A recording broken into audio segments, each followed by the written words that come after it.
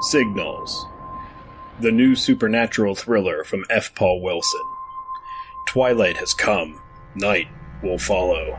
It'll begin in the heavens and end in the earth, but before that, the rules will be broken. The change is coming, and the world as we know it is ending. 16-year-old Ellie has changed. She looks the same, but her mother detects someone else looking out through her blue eyes. Ellie builds a shelter in her room with an entrance that leads elsewhere. On one of the convoy of tractor-trailers, Harry Tate watches drive up a mountain road and return without the trailers, leaving nothing on the mountain. What are they shipping? And the writer, who finds a hole in the floor of his New York City apartment and tumbles through into elsewhere. They will all find each other and find their answers in the electromagnetic pulses piercing the earth from out there. Pulses that no one should hear, but some do. But they are not simply pulses. They are signals. Publishers Weekly says, with this chilling standalone prequel to Night World, F. Paul Wilson draws readers into the eerie universe of the adversary cycle. New readers and series fans alike will be swept away by this supernatural thriller. F. Paul Wilson's Signals, on sale now.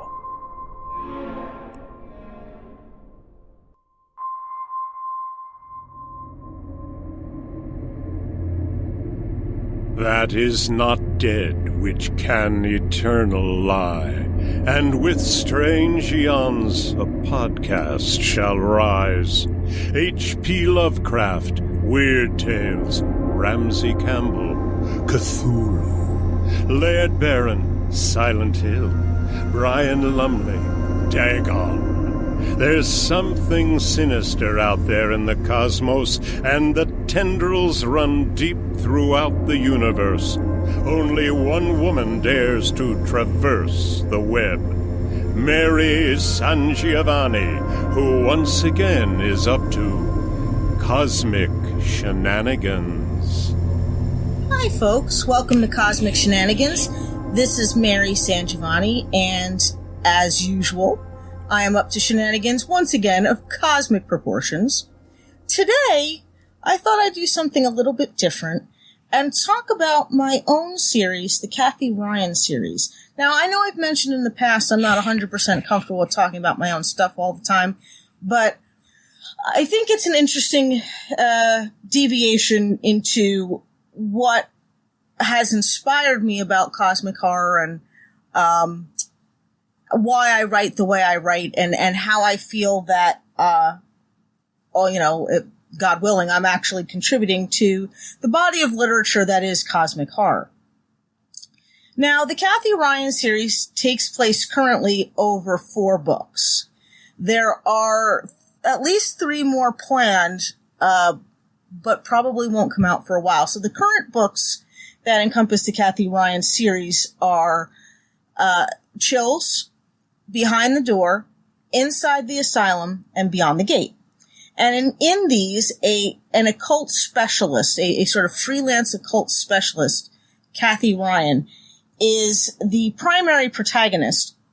She has experienced a lot of trauma in her life. Her mother died early. Her father was, at best, kind of gruff, and at worst, somewhat abusive.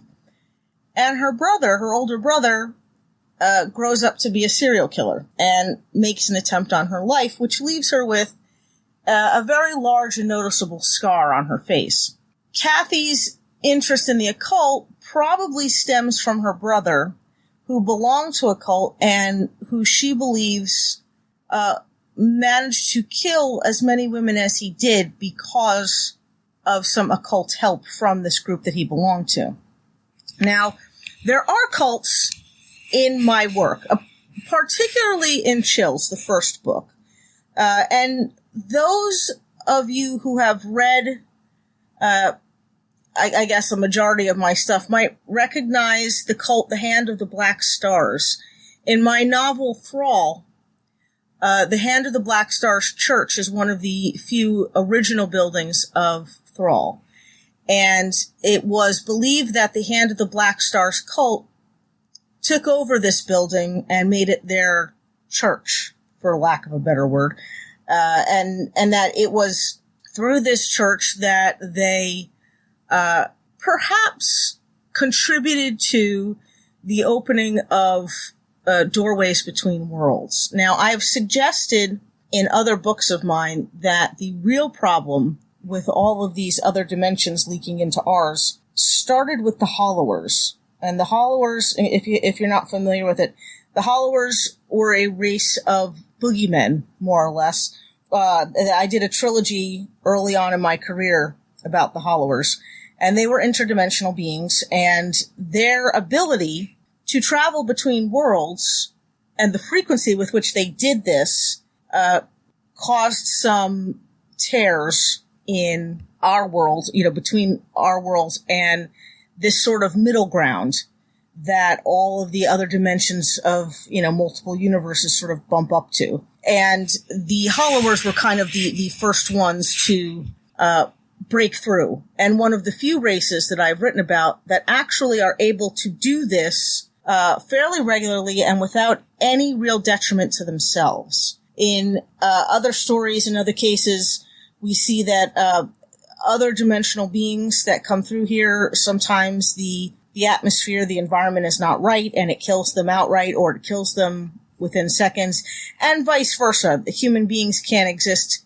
in some of the other dimensions I've created without some damage to their, to their bodies, or at the very least to their souls. Now, over the course of the series, I've probably used the Hand of the Black Stars less, but their presence is sort of, it's sort of pervasive. They're sort of ever present in the background because they are one of the most powerful cults in that particular universe, and ones that are intimately familiar with some of the other things I'm going to be talking about. So as much as Kathy Ryan resents and is horrified by these people, she often has to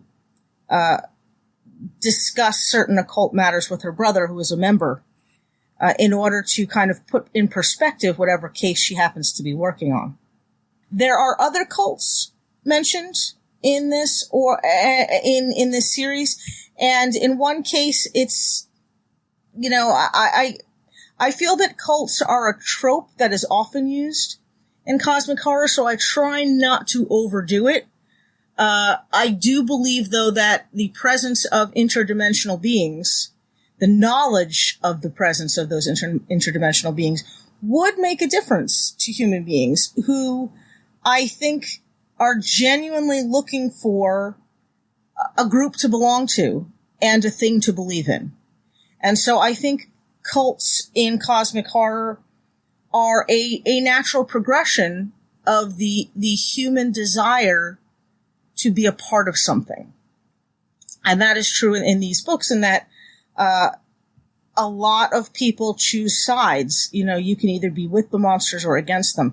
What I think, as in the case of a lot of cosmic horror, what people fail to realize is that one of the primary qualities of these gods is complete and utter indifference to, no matter how faithful and loyal a servant you are, they're not going to care. And in the end, you're basically just a tool being used, or a means to an end.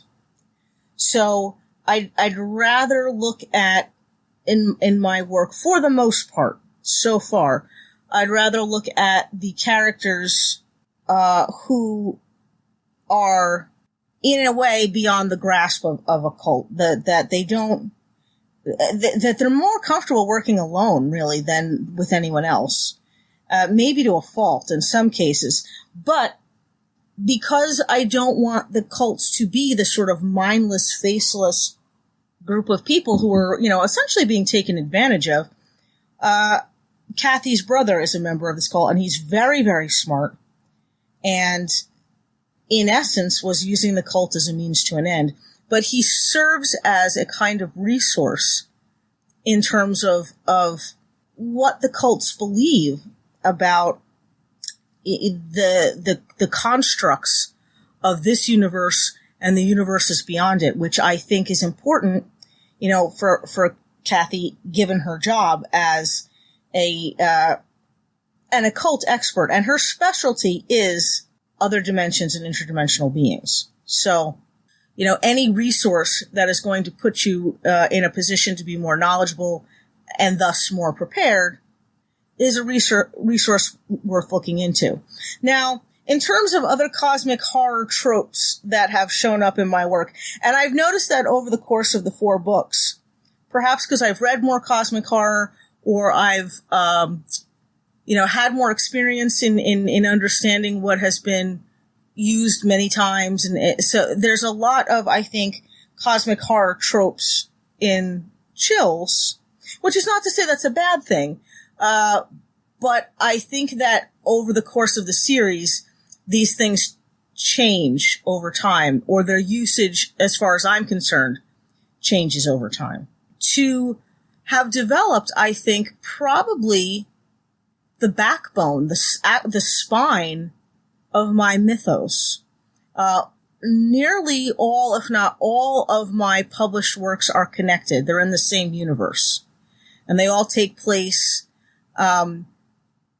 with this understanding that there are multiple alternate dimensions, not parallel dimensions where it's like copies of us everywhere, but actual other whole universes which exist on, different laws of physics sometimes, different laws of science, and that each of them, for the most part, is guided by or created by a god. Like what we think of as the Judeo-Christian God, in my mythos there are many of them, but there is only one to each universe, because it was decided by this race a long time ago that more than one god in a universe could lead to problems. So every greater god got their own universe.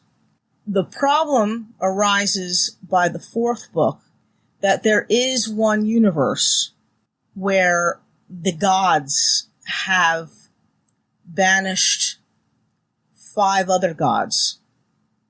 That this group of entities, this group of creator creatures, these gods, have banished 5 of their most troublesome to one universe. And the only reason that this works is because there are, as flimsy and tentative as they might be, there are certain magic spells that keep them bound to that universe. Okay? But we'll come back to that. I had mentioned that there are certain tropes that come up, just as a matter of course, in cosmic horror.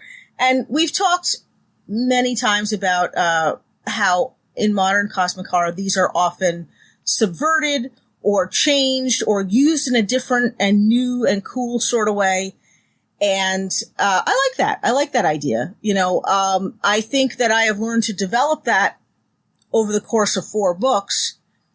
But there is a book an actual physical book that I have mentioned in several of my novels that exists. It's like I guess it's like my version of the Necronomicon.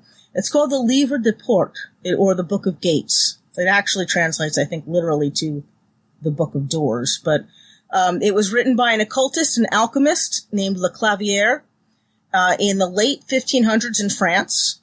It's an extremely rare occult manual on opening doorways to other dimensions, and in some cases closing them.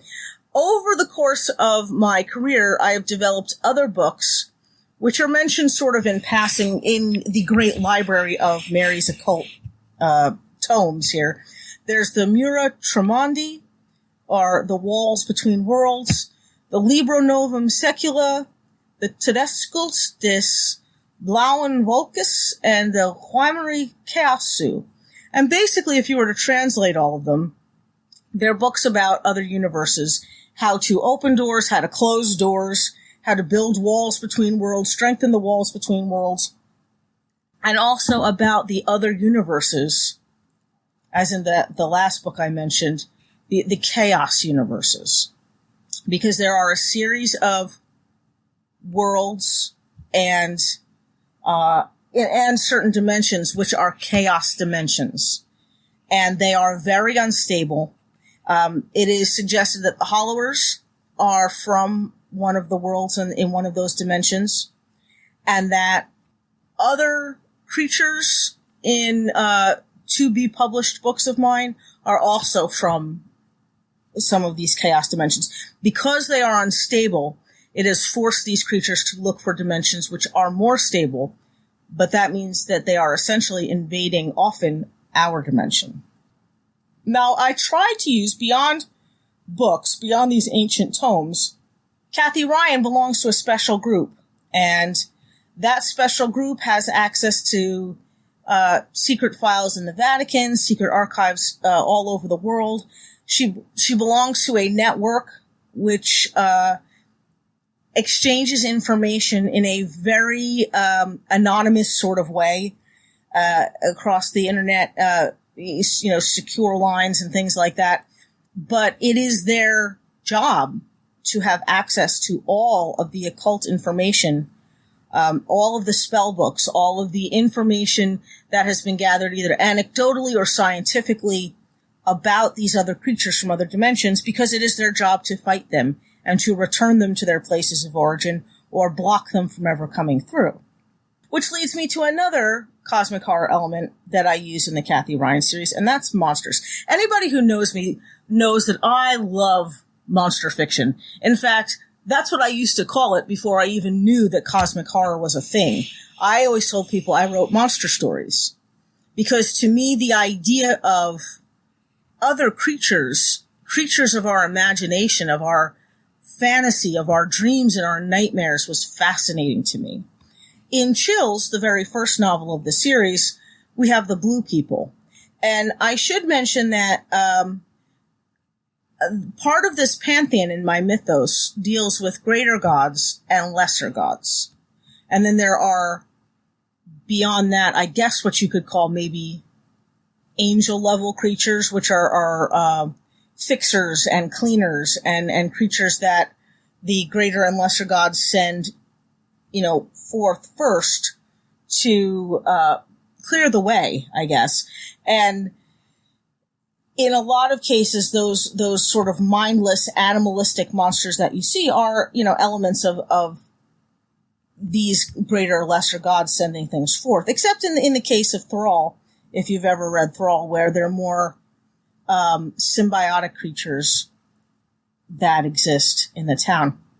But the Blue People are a race of lesser gods that are coming forth to basically scour the planet and clear the way for greater gods to come. Now, the Hand of the Black Stars, one of their major purposes is to unbanish these 5 gods that I mentioned earlier, or at least one of them, and bring them through to our world. The idea behind it is that there's some power there. There's a quote in Beyond the Gate where they believe that, and it has to do with an alternate dimension, but it was believed that 5 of these greater gods were banished to one world. And from the stories that have been passed down through the eons, these greater gods were so powerful and either so utterly indifferent to suffering or so actively looking to cause it that it took the combined magic of 5 universes to cast them out into a 6th far away. And we're going to come back to that universe in a second.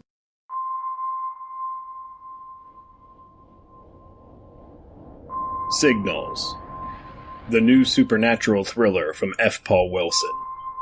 Twilight has come. Night will follow. It'll begin in the heavens and end in the earth. But before that, the rules will be broken. The change is coming, and the world as we know it is ending. 16-year-old Ellie has changed. She looks the same, but her mother detects someone else looking out through her blue eyes. Ellie builds a shelter in her room with an entrance that leads elsewhere. On one of the convoy of tractor-trailers, Harry Tate watches drive up a mountain road and return without the trailers, leaving nothing on the mountain. What are they shipping? And the writer, who finds a hole in the floor of his New York City apartment and tumbles through into elsewhere. They will all find each other and find their answers in the electromagnetic pulses piercing the earth from out there. Pulses that no one should hear, but some do. But they are not simply pulses. They are signals. Publishers Weekly says, with this chilling standalone prequel to Night World, F. Paul Wilson draws readers into the eerie universe of the adversary cycle. New readers and series fans alike will be swept away by this supernatural thriller. F. Paul Wilson's Signals, on sale now.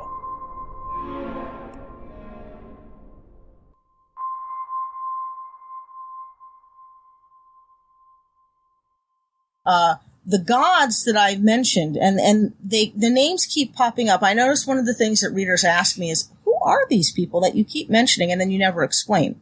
Well, as I said, the blue people are a lesser god. They're a race of lesser gods. And there are creatures that come up in other novels of mine, which are basically on the level of the blue people. But the blue people were clearing the way for some of these greater gods. And I mentioned 5 of them fairly regularly. There's Iaroki, the Swallower of Suns. There's Sixixieth Ak, the Blood-Washed.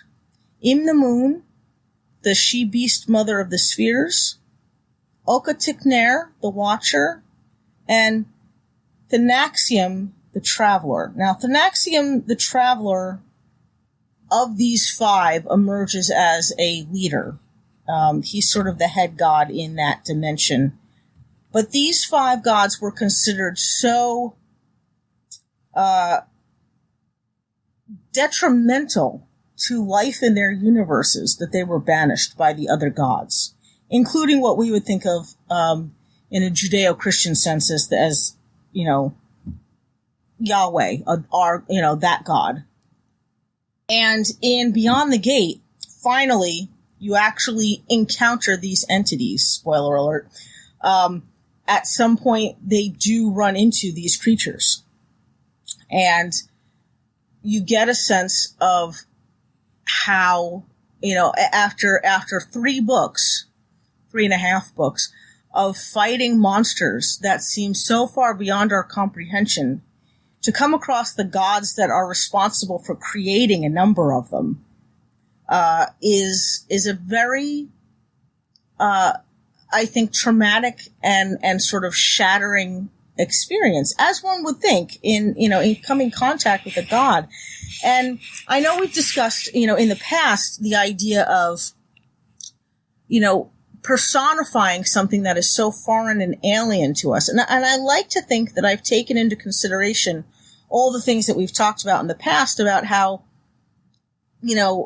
dialogue might work with entities like this, how their thought processes might be, and how much about them we are not going to know and not going to see because they are gods. And because their very presence starts a countdown to our ultimate destruction. I mean, that these are not creatures, these are not benevolent and loving gods. I do, as I mentioned, a big part of my writing, even beyond this series, it deals with the idea of alternate dimensions, alternate universes, that each of them exist almost like, if you could imagine, each universe is a bubble and bubble wrap, okay? All the spaces between those bubbles I've called the convergence. Now, most of the time, things from other dimensions can't come to our dimension because they can't cross the convergence. Either it'll kill them or it's just not possible. Their bodies aren't built that way.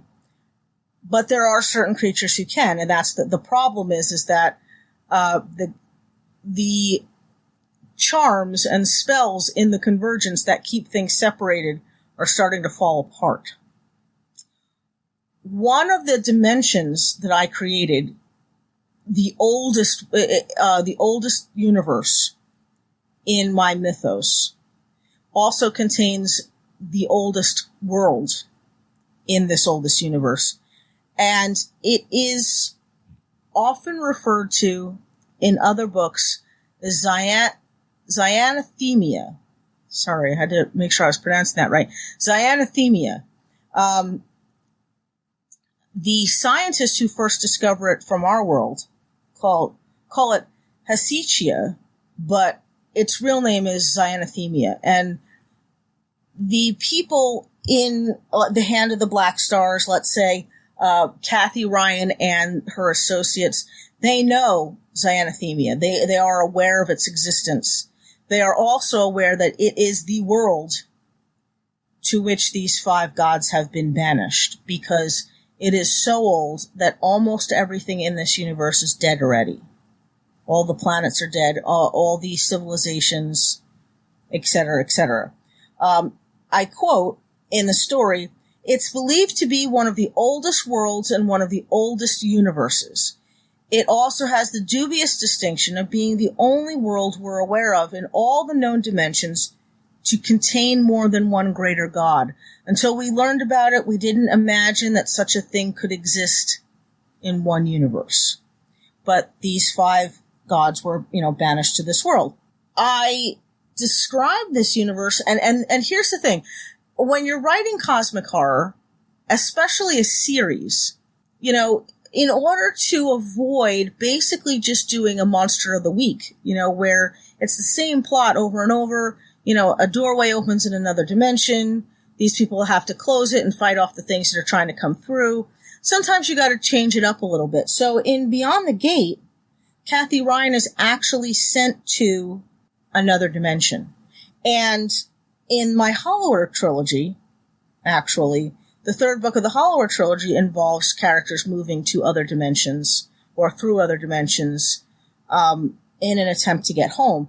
I find this to be, in a way, I think if you're going to discuss another dimension, it has to be done with the same gravity and the same completeness that you would in describing these monsters from another dimension. It has to have that same alien indifference, that same quality, but also that same grandeur that continues the cosmic horror staple, the staple principle that what we're dealing with is something so far beyond our comprehension that it dwarfs our significance in the universe. Right?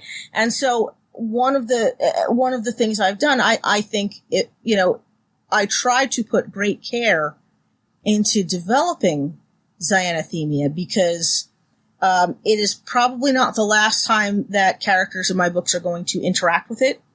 And also because I believe that it is essentially a piece of the origins of everything I'm writing. So the idea of other universes existing, and within these other universes, countless possibilities can be fascinating, but it can also be terrifying. Okay. Another cosmic horror element that I have done, and this is not something we often talk about, but it's something I've seen in countless movies, video games, books, and it's always kind of glossed over, is the idea of an ancient language. A lot of these, great tomes are written in this ancient language, this language that doesn't seem to be one of the ancient tongues of our world, that it maybe even predates the oldest human writing. I have a language like that. It's a 3-dimensional language, so when it appears, it's not always recognized as a language. It's often mistaken for sculptures, but they are a kind of 3-dimensional runes which form a language that, thank God, we cannot speak because it is the language of creation and destruction. Much like Cyanathemia, it is one of the oldest languages in all of the known dimensions. And it was, I guess, for a time, the language that any interdimensional being capable of traveling between dimensions was aware existed. There is a quote from one of the characters in one of the books when discussing the wraiths in Beyond the Gate. The statues that the characters find are they also find runes with them. They find runes in books in the library, this consistent language that seems to exist. And the character says, I have seen these runes before. They predate nearly all worlds, all civilizations. They are the first language used by the races of the first universes, the travelers, even the greater and lesser creator gods. This language has been picked up by the newer creatures that move between dimensions, hollowers, scions, hinching, those kinds of creatures. And that's another way, as I mentioned, that the Kathy Ryan series is the backbone, I think, of my mythos, and that it ties a lot of my books together. The hollowers, the scions, the creature in Thrall is a scion. The hinching are from chaos. They all of these lesser, these angels and demons, I guess, of this pantheon that I've created, they have learned from the travelers. And there's also, to take it even further, the travelers are considered one of the first, the gods as we know them. The first set of these gods were the travelers. So these greater gods, one of the races of greater gods is the travelers. And the travelers learned their lifestyle, which is to travel between dimensions, between worlds and dimensions, to gain experience and to create and destroy and to experience the great scope of multiple dimensions, multiple worlds and multiple dimensions. And they learned that from their god. And of all the things I think that I've put in the book, that's one of the things that is most terrifying to me, because it basically demotes God. It demotes our sense of God, the Judeo-Christian God. It demotes all of the gods, regardless of your religion, it moves them down a level. Because if we're talking about angels and demons as more powerful than us, and the creatures that you might, put at that level, then you've got lesser gods, which is a step up from that. Then you've got greater gods, which is something that we can barely even comprehend. The nature of God is infinite, I believe the Bible says. And the idea that first of all, that there's even more than one of these entities, more than one God that we cannot even look on without going insane, that we can't comprehend all of its facets. That first of all, there are multiple gods like this across multiple universes, and that there is a God to them. I think, if anything, completely dwarfs our significance.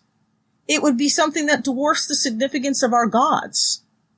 And I find that kind of a terrifying idea, that there are almost maybe limitless levels of power and complexity in the universe, which do sort of, reduce our significance in the grand scheme of things to next to nothing.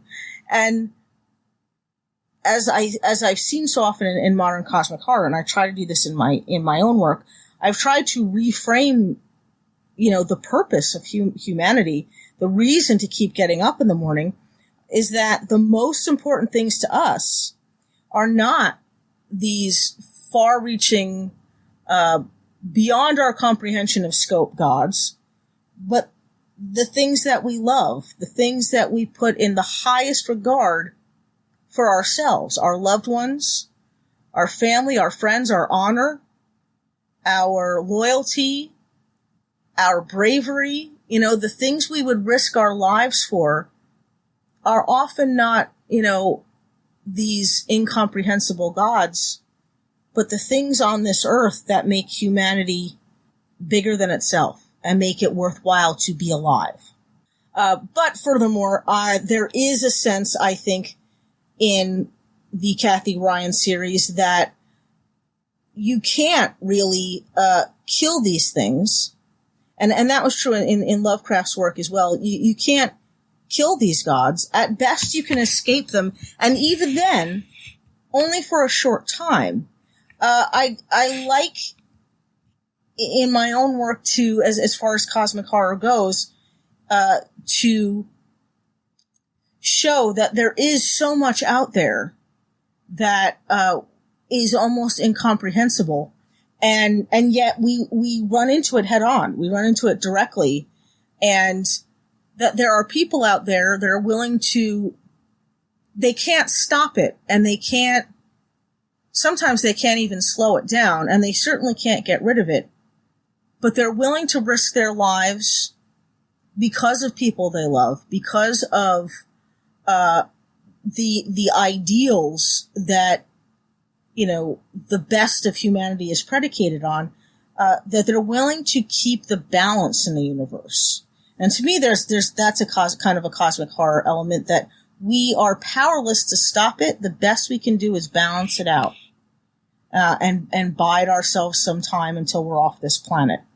And again, I think there's something kind of terrifying in that. So, this idea that we exist, and that our significance is to keep the peace and to find love and joy and pleasure where we can until we're off the planet. I think that's kind of what the Kathy Ryan series does. I like to think that there are, a number of scary elements in there, and a number of philosophical elements in there about the human condition, and again, about our significance and why it's worth it to keep fighting.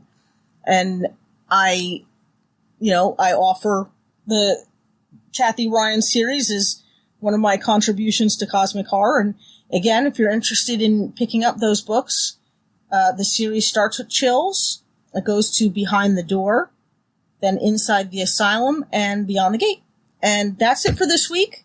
If you enjoyed this episode of Cosmic Shenanigans, you can listen to past, present, and future episodes through the Brian Keene Radio Network. You basically go to briankeene.com, click on the radio/network link, and that leads you to the podcast radio page. It's the podcast/radio link, and that leads you to the page where you can access all of the shows on the Brian Keene Radio Network, including Cosmic Shenanigans, another one that I co-host, The Horror Show with Brian Keene, as well as engineer Matt Wildeson's Grindcast, Brian Keene's Defenders Dialogue with Chris Golden, and a bunch of other really great things that are coming down the pike. So check that out. If you want to advertise on Cosmic Shenanigans, please visit briankeene.com and click Podcast Radio.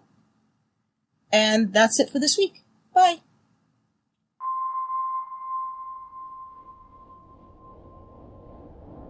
Signals, the new supernatural thriller from F. Paul Wilson. Twilight has come. Night will follow. It'll begin in the heavens and end in the earth.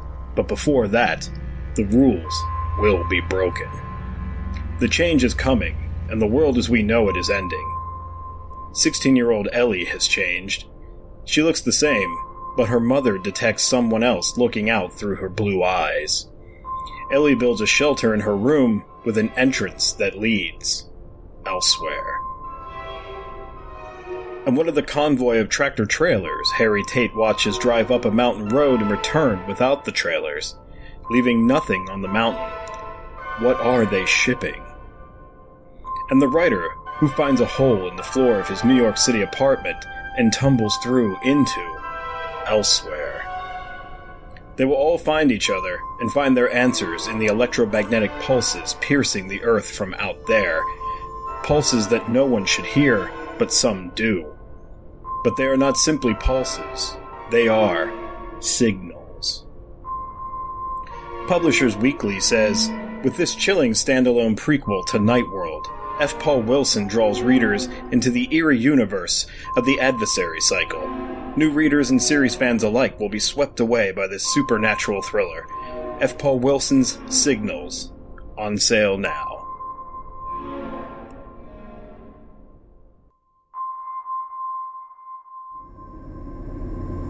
Cosmic Shenanigans is a production of the Brian Keene Radio Network. You can listen to this episode and all previous episodes for free on Spotify, Apple Podcasts, Stitcher, YouTube, Google Play Music, and wherever else podcasts are available. Cosmic Shenanigans is written and produced by Mary SanGiovanni. Our theme music is by Xander Harris. Our engineer is Matt Wilderson. Check out his books on Amazon.com. If you enjoyed this show, you might enjoy our other podcasts, The Horror Show with Brian Keene, Defenders Dialogue, and Grindcast. To advertise on Cosmic Shenanigans, visit briankeene.com and click Podcasts.